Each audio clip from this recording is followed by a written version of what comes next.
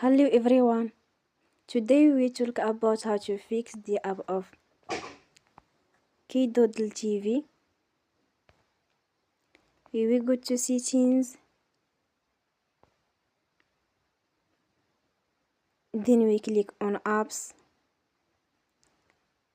After that we will search the app KidooDleTv and we click. We will on for stop. After that we will go to storage.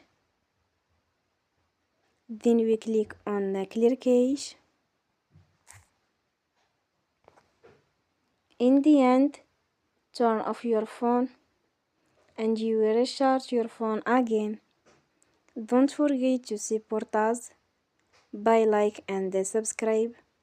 See you next time and thank you for watching.